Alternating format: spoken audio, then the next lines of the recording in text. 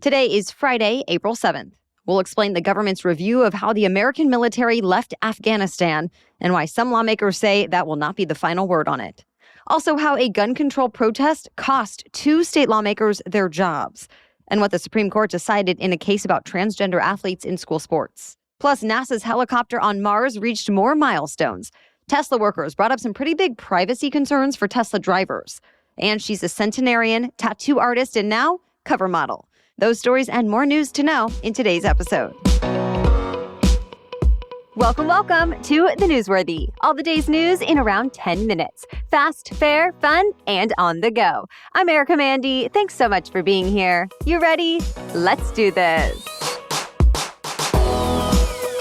The Biden administration is looking back on the end of America's longest war to explain what it thinks went wrong and what lessons can be learned from it.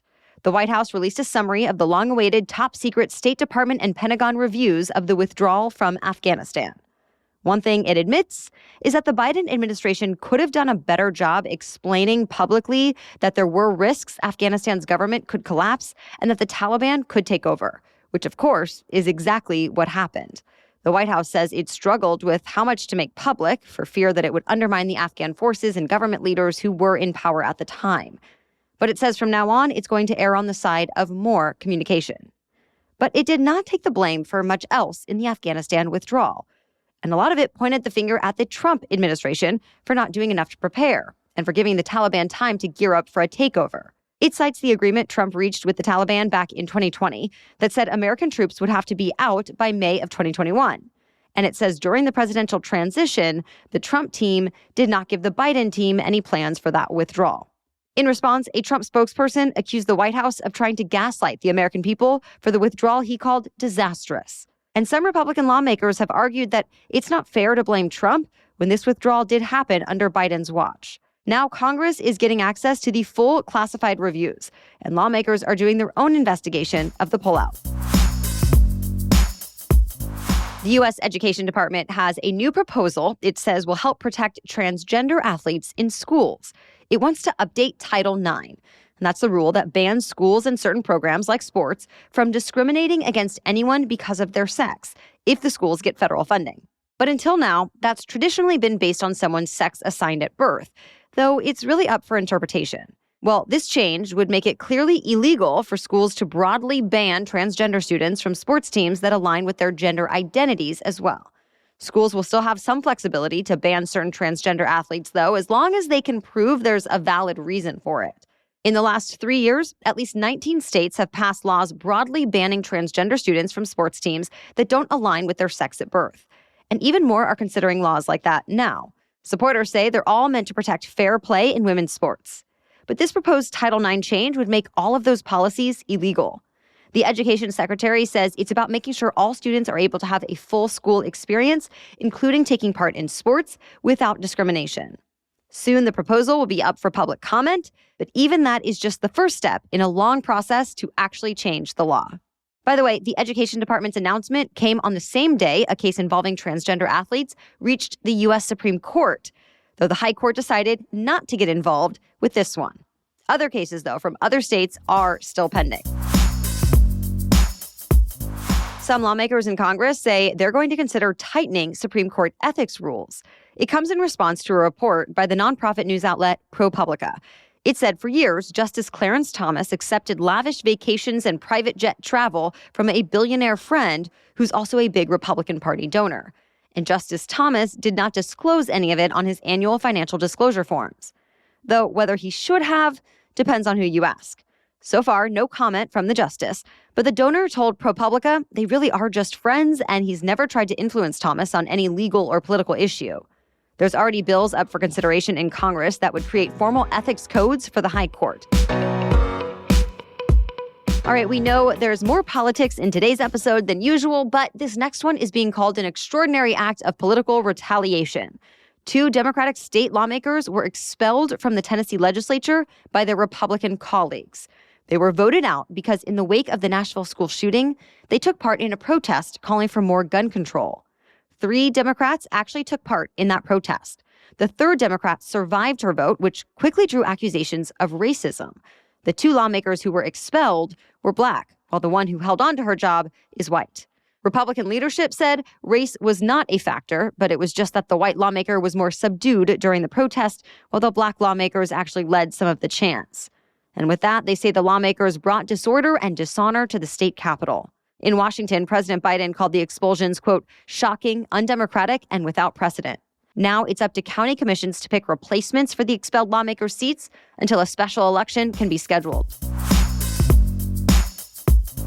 NASA's Mars helicopter keeps breaking records on the Red Planet, 2 years into its mission.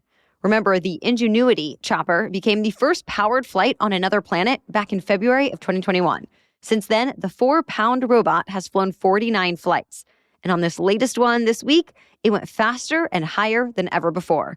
It reached a top speed of 14.5 miles an hour and went 52.5 feet up in a flight that spanned nearly 7 miles. Ingenuity is on an extended mission to collect samples and hunt for possible life on Mars. It could come back to Earth as early as 2033, and the next generation of science helicopters are being designed now. Much more news is still coming up for you, but first, a quick shout out to our sponsor. Hiring is one of the most important things we can do as business owners, and finding the right tools to help out can go a long way. So don't spend hours on multiple job sites looking for candidates with the right skills when you can do it all with Indeed. Find top talent fast with Indeed's suite of powerful hiring tools like Indeed Instant Match, assessments, and virtual interviews. If you hate waiting, Indeed's U.S. data shows over 80% of Indeed employers find quality candidates whose resume on Indeed matches their job description the moment they sponsor a job. I know when I've had to hire, it feels like I needed to move fast and not waste any time. Well, turns out finding great talent does not have to be a second job. You can reclaim your time and find top talent fast with Indeed. And now with Indeed, you only pay for quality applications that meet your criteria. Visit Indeed.com/newsworthy to start hiring now. Just go to Indeed.com/newsworthy. Indeed.com/newsworthy. Terms and conditions apply. Cost per application pricing not available for everyone. Need to hire? You need Indeed. People with electric vehicles are going to have a lot more places to charge up soon. Walmart announced a major expansion to its EV charging network.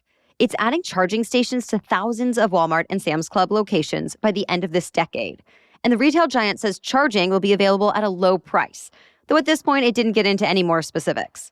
Other companies have announced plans to install EV chargers as well. 7-Eleven just said last month it plans on building one of the largest and most compatible EV fast charging networks of any retailer in North America. And Subway says it's going to have EV charging parks near some of its restaurants, equipped with picnic tables, wireless internet, playgrounds, and more. Other companies like IKEA and Starbucks say they're looking to become charging hubs too. A new report brings up some serious privacy concerns for Tesla drivers. 9 people who used to work for the electric vehicle company told Reuters they passed around private videos recorded by vehicle cameras. Cameras come mounted on Tesla vehicles to enable the self-driving features. And from 2019 to 2022, they were recording a lot. Tesla advertised the feature as a way to alert drivers of any suspicious activity around their parked vehicles. But they apparently captured more than that. And some videos from those cameras were apparently shared through Tesla's internal messaging systems. The Reuters report says some showed graphic crashes and road rage incidents. Others were more private, like scenes of intimacy. A recent investigation from the Dutch Data Protection Authority also found that vehicles were recording everyone who came near the vehicles, and that brought some pushback. So beginning this year, Tesla started turning off its vehicles' cameras by default, and the cameras only start recording when the vehicle is touched, not just when someone is nearby. Tesla also started warning people that vehicles were recording by making their headlights flash. So far, the car maker has not responded to the report. Chris Rock's latest comedy special has set a new modern record. Selective Outrage on Netflix has become the most streamed comedy special in the 6 years Nielsen has been tracking the stat. That means it outperformed Dave Chappelle's Sticks and Stones special by a lot. Rock's special had been highly anticipated, partly because it was the first comedy show to debut live on Netflix, but also because it was the first time most people heard the comedian talk about actor Will Smith slapping him at the Oscars. So people ended up watching 798 million minutes of it in just 1 week. By the way, when you look at Nielsen's full rankings, the most streamed show overall within 1 week, not just comedy specials, is Netflix's You. People viewed 1.35 billion minutes of that one in just 7 days. this is an important weekend for Christians all around the world. Today is Good Friday, which is usually observed as a day of sorrow and atonement. Then Easter comes this Sunday, a time for celebration, church services, and processions. And of course, it can be a lot of fun for kids with baskets full of candy, egg hunts, and visits from the Easter Bunny. Whether you celebrate or not, keep in mind these holidays do mean a lot of places will be closed. Today for Good Friday, that includes most libraries and the U.S. stock market. Then on Easter Sunday, several national stores will be closed like Target, Costco, Macy's, and Sam's Club. But plenty more will stay open like Walmart, Whole Foods, Trader Joe's, and Starbucks. That's it for the main news today, so now it's time for Feel Good Friday, when we bring you one extra feel-good or positive news story before the weekend. But first, would you do us a favor and tell at least one other person about the newsworthy today or this weekend? We rely on listeners like you to help us spread the word about the show and grow this community so we can keep doing what we do each day. Whether you suggest it to a coworker, text a friend a link to the show, tell family members about it over the holiday weekend, or share it on social media, we really appreciate you letting others know why you like to listen and why they may want to try it out as well. Thank you so much in advance. Okay, now back to Feel Good Friday. And today we are talking about a woman who's redefining beauty in more ways than one. Wang Od became the oldest person to ever grace the cover of Vogue.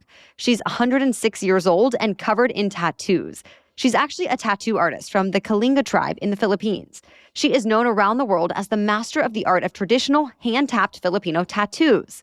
Wang Od uses an age-old technique using just a bamboo stick, a thorn from a pomelo tree, water, and coal. Her signature designs are so sought after that they've sparked a wave of tattoo tourism. Wang Od told Vogue she will continue hand-tapping tattoos for as long as she can see. She's on the cover of Vogue Philippines Beauty issue, which is out now. All right, we will be back tomorrow with our special edition Saturday episode about what comes next legally and politically for former President Trump as he faces criminal charges. Then join us again Monday for your next news roundup. For now, thank you so much for listening and have a great weekend.